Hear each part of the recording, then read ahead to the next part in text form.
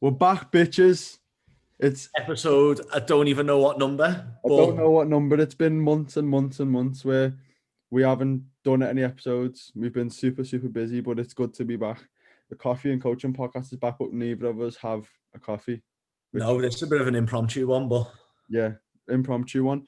We I was just gonna ask Jack a question, bounce a few ideas off him, but then we just thought we haven't done a podcast for a while. Let's turn it into an episode. So here we are. let's go. Hit me with your question. So I want to know, Jack, when you get a client who has issues with emotional eating or finds that they're getting stressed out and that their eating habits change as a result of that, or a big life event happens and they find that they're nailing the cupboards or just can't stop eating, what do you do? Like, how do you approach that to get the most out of that client? So for me, this is something I've I've been through in the past. I This I is think a lot exactly of why people this is exactly why I asked you. I was an emotional eater. I would eat because of how I felt and not because I needed the food. Um, I'm in control of it now, and that's the first thing I'd say is one thing that happens, and this was highlighted to me by Andrew Keeler, our nutrition. Um, Anything to do with emotions, mindset, deeper relationships with food, and the more serious end of stuff is that if you're going through that, even if you start to be able to manage it a little bit better, you're not in a position to help other people. So I want to kind of put that in there as a bit of a disclaimer Mm, from the get-go, is that I'm in a position where I've educated myself, I've gone and got qualifications in coaching, and would not give someone advice on something if I wasn't 100% confident in the advice I was given. If you're in a position where you're starting to get in control of your emotional eating, you're not in a position to go and help someone else. What can happen is that their bad habits can impact you and then it creeps back in, or you can give them ideas essentially on how to sort of mask their habits, which you don't want. mm. Um, Even though you're going into the situation trying to do good and help someone, always go and speak to a professional. But back to the question, first thing to do, and the first thing I do with anyone that I work with is identifying that it is emotional eating, because you need awareness of it. People are emotionally eating because they're not aware that they're emotionally eating. It's just a reaction, and it is a reaction to the emotions. And it's a habit I find that you need to get good at. You're not going to always identify the fact that you're emotionally eating because you're emotional at the time when you do it. So you're not thinking. So creating that awareness is definitely the first step in managing emotional eating for me and for what I do with my clients. And then once you identify the emotional eating, asking yourself questions and being completely honest with yourself is the next step. You've identified that there is a connection between your emotions and the type of foods that you go for. The next step is understanding the why. Why are you eating these foods? And being completely honest with yourself. Are you eating these foods because you want the food? Or are you eating these foods because you're feeling something? Eating that food isn't going to solve the emotional cause of that eating. So if you've had if you've had an argument with your partner, or you've had like your boss has screamed at you in work, or you're behind on the rent, whatever it is that's causing that deep emotional issue, and you go and reach for whatever the food is that you link to being making you feel good, identify that that food isn't going to fix the problem. It will give you a release of serotonin when you eat it, because it's probably going to be a high sugar, high fat food, which will have the chemical response of releasing serotonin and making you feel good Mm. as you eat that food. But once that food's gone, the emotional issue that caused the want for that food is still there. So you need to identify that the food isn't going to fix it. And when you realize that the food isn't going to fix it, it's probably only going to make you feel worse in the long run. Again, it's a bit of an eye opener for people that it helps them be in more control, that I'm not fixing this problem. I'm only making it worse. Mm. They're now aware of it.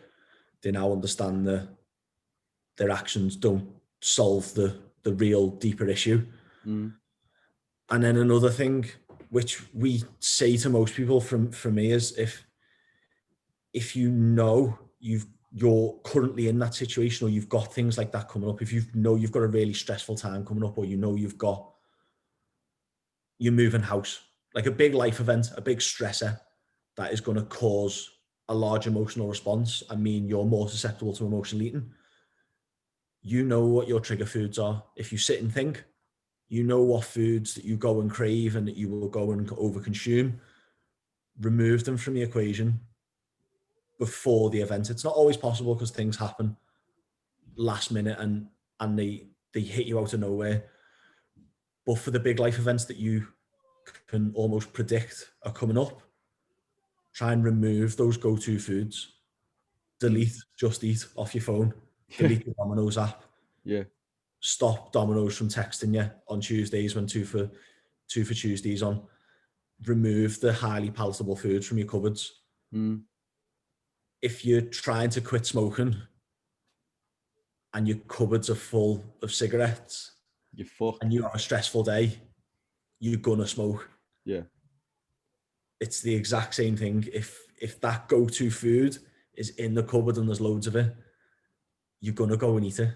There's no way around it. Yeah.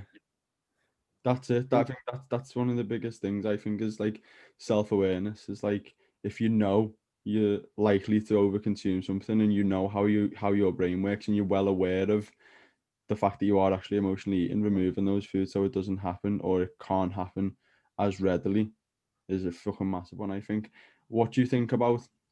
So this is one of the main things I wanted to dig in to you with. So obviously, if someone's emotionally eating because they're stressed out, the most obvious thing to do for me is to work out how to fix the stress, to prevent to prevent the emotional eating.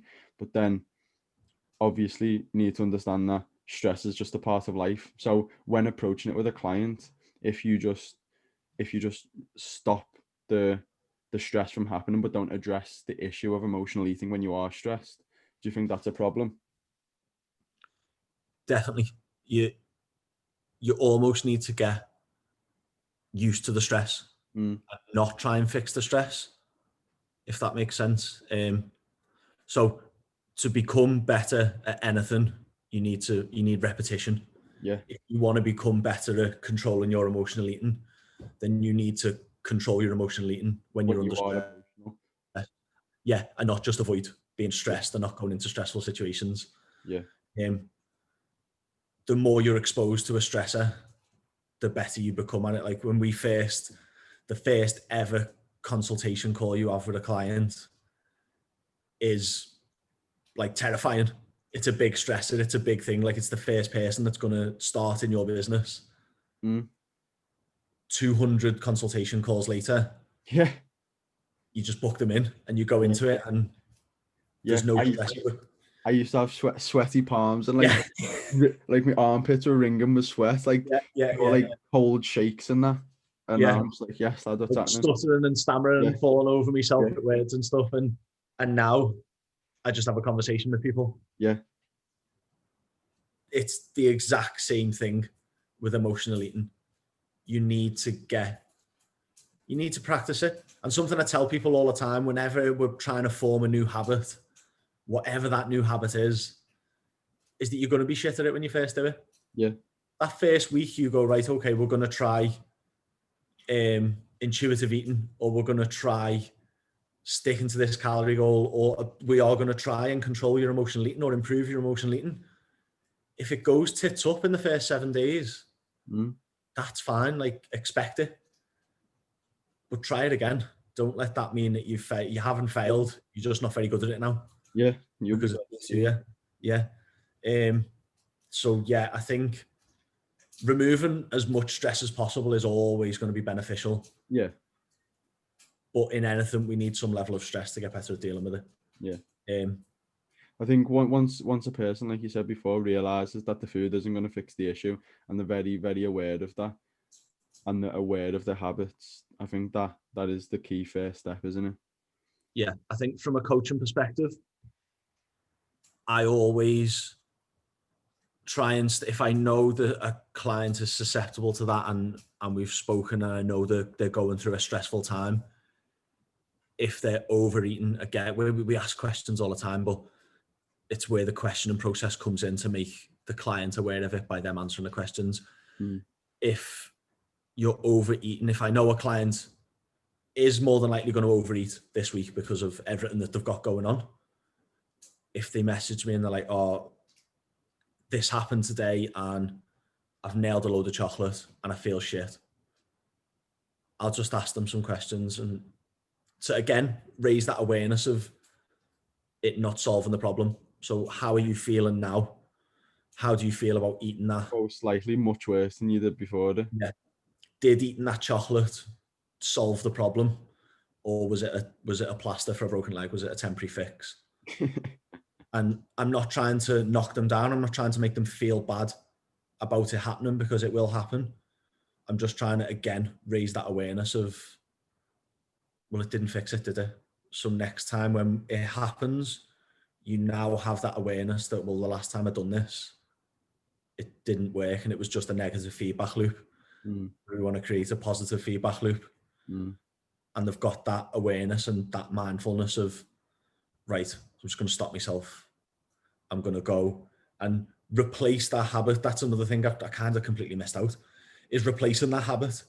So in that window of, right, I'm going to go and nail a load of chocolate because I feel like shit, what can we put in place of that? Because a big thing with forming new habits is you can't just remove the old habit. It needs to be replaced or phased out with something else. So if you're trying to remove emotional eating, you can't just not eat the chocolate.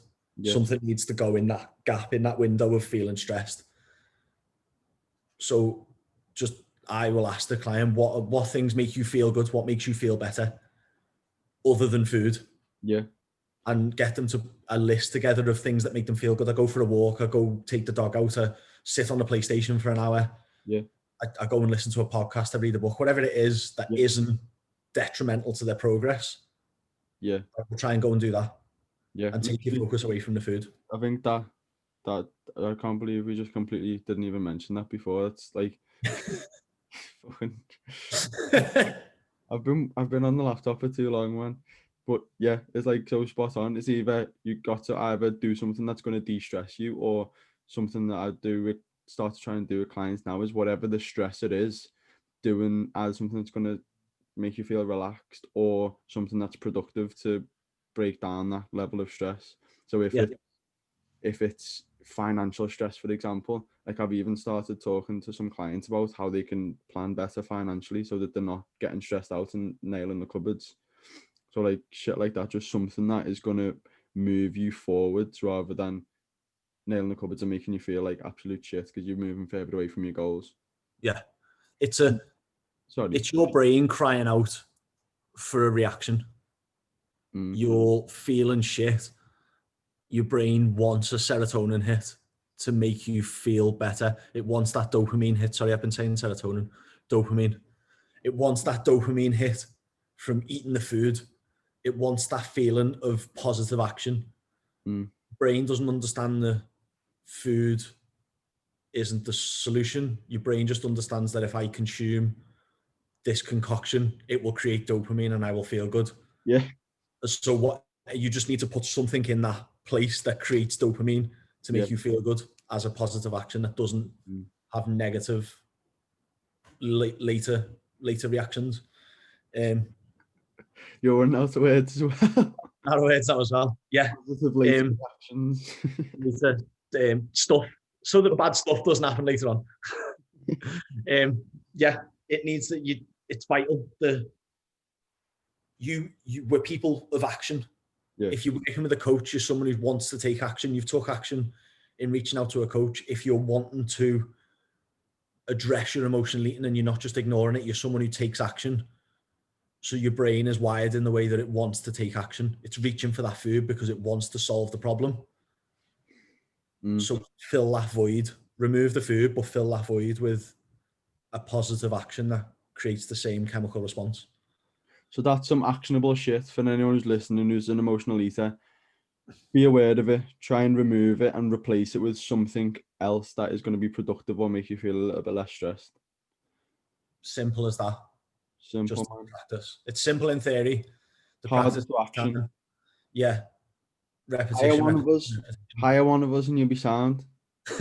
Yeah, I'll do that. Just do that. We'll fix it for you. Yeah, we'll help. We're dead sound.